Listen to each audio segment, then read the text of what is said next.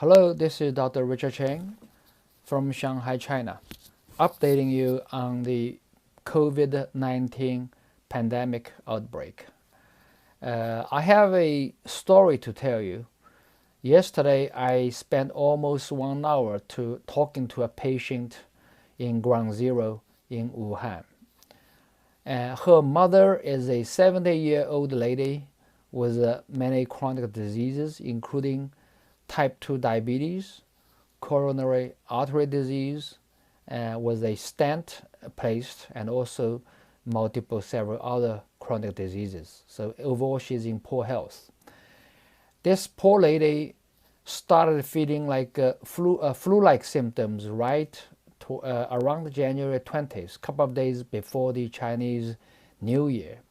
And she started coming down with a low-grade fever, around 38 degrees Celsius, which is very low, mild.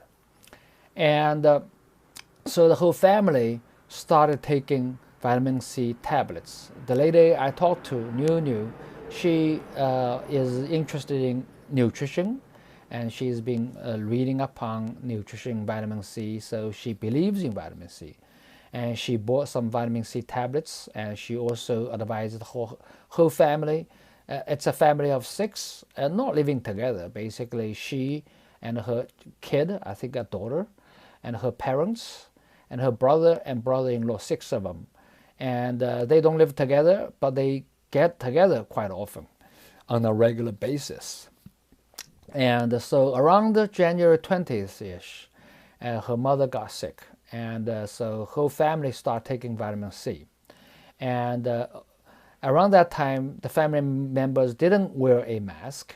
So in theory, they were exposed to this coronavirus infection.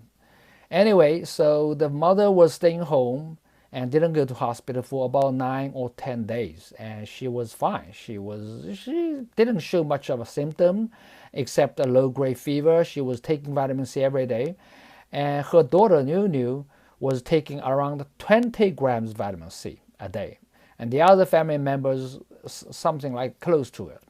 And her mother didn't really believe her. So she was reluctantly taking half or maybe less than half of what she was advising. So anyway, her condition didn't really get worse, but the mother wanted to have it checked out. So she went to the hospital around the end of January, 29th or 30th. And there she received the official diagnosis. She got the coronavirus infection. So she was hospitalized. And she stayed in the regular ward for about 10 days.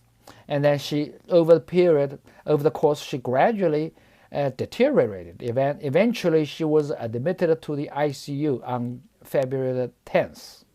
That's about 22 days ago. And eventually, she, like I said, got worse and worse and went on the ECMO, which is the extracorporeal membrane oxygen exchange. Basically, like, a forced extracorporeal lung, right? Iron lung. And New insisted on the attending physician to start IV vitamin C, because about this time, the first official IV vitamin C trial was announced. And so she took the news report to the attending physician of the hospital, and insisted, please try this on my mother. And the attending doctor agreed, but reluctantly, And she was receiving about 10 grams a day in that neighborhood. And so the patient actually was stable, and she was in the hospital for about 2 weeks, a little over 2 weeks, and was discharged from ICU to a regular ward. So she was improving, although not completely out of the woods yet. She's still in the hospital, but she is not in ICU. And during this period of time, particularly during the ICU period of time, she was on IVC. Remember, this is a senior lady of 71 years old with serious chronic diseases, including diabetes and heart disease. On top of that, she got a severe lung disease, and you would imagine this mortality is very high. In Wuhan, those people with this coronavirus infection, the average mortality rate, death rate is about what 5% ish, and among those, I didn't see the numbers, but among those older senior people, the mortality rate is way higher. But she survived so far.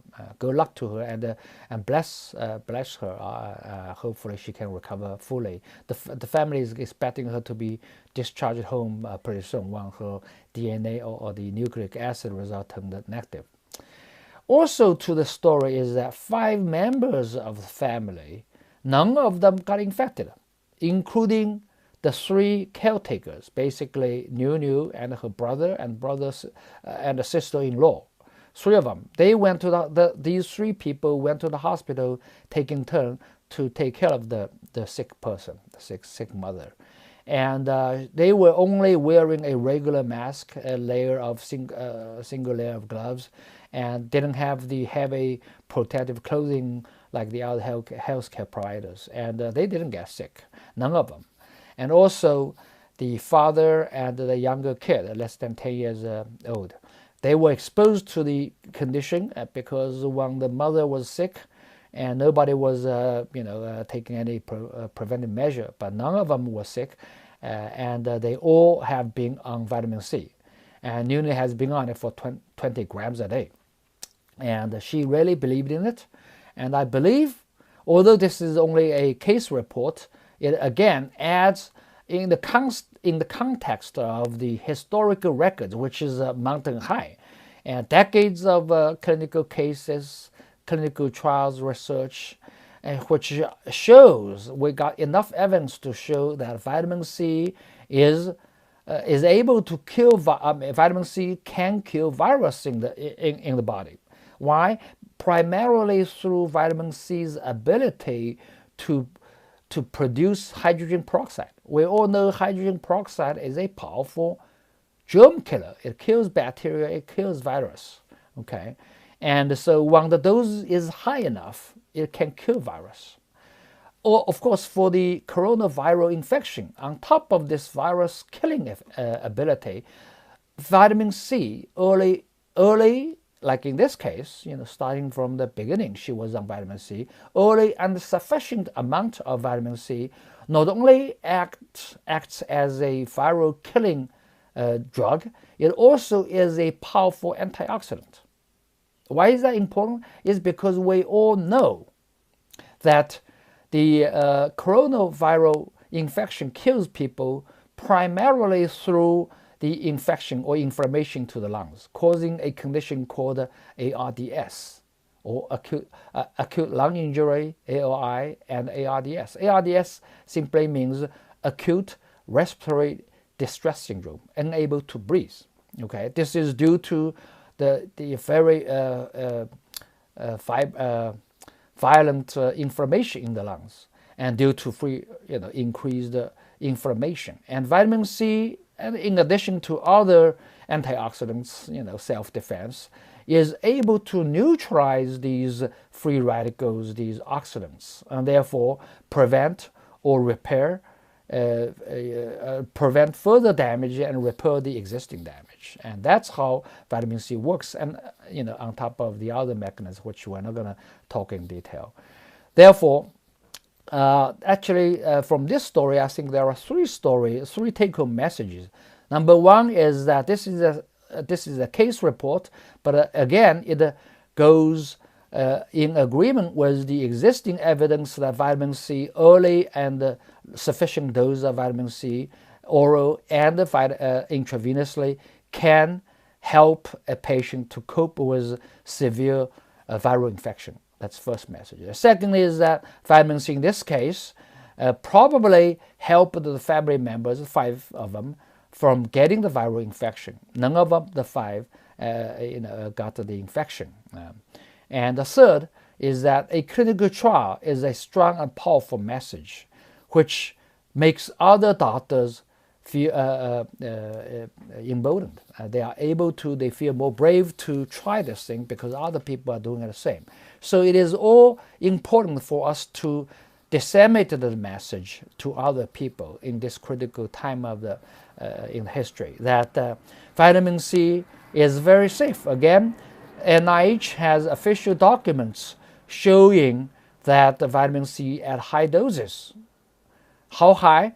100 grams, 90 grams, basically up to 1 to 1.5 grams per kilogram of body weight. So for somebody who is 120 pounds, 150 pounds, 160 kilogram, which is what, 140 pounds. That's like Chinese size, a person, which is about 90 grams. For an American, maybe 200 pounds, that's even higher. Okay, it's very safe to use even at a dose of higher than 100 grams of vitamin C. And that's usually for the cancer treatment. But for viral infection, usually we don't have to go that far. Okay, 50 grams-ish, 60, 30, in that range, that's usually good enough, of course, individualized. So vitamin C is very safe, and it doesn't do significant side effects to you, and also it can kill virus, it can protect you from further damage and help you to repair the existing damage. Vitamin C actually has a lot of other benefits for chronic disease, which actually that's why I'm very interested, because I'm not a acute disease guy. I'm more interested in chronic disease management in diabetes, hyperlipidemia, the metabolic syndrome, and coronary artery disease. As you can see, I'm getting old. I have some of these graying hair on my sides. So I'm more interested in how we can manage and slow down and treat and prevent the chronic diseases. But vitamin C also has a very powerful effects in acute disease like what we have right now. Okay, and that's what I want to tell you. So basically, again, vitamin C is able to kill virus.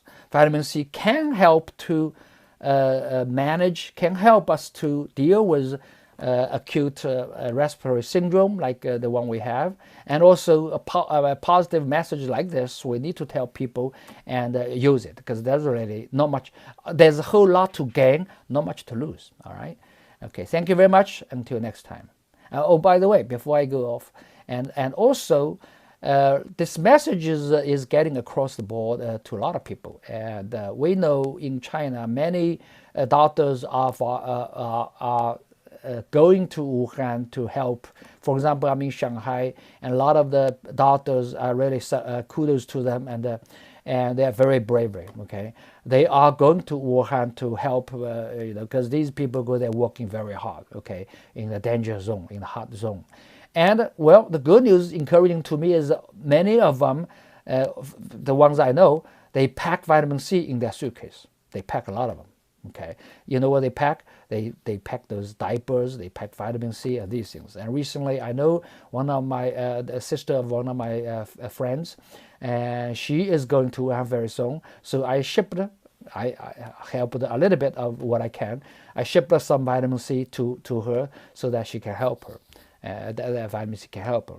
And I'm fully confident that vitamin C is powerful, is great, and this time around, more and more people will know about vitamin C. So let's act right now. Let's not to wait until that magic vaccine and antiviral drug comes around. Okay, before that, all we have to do is the standard support care and also vitamin C.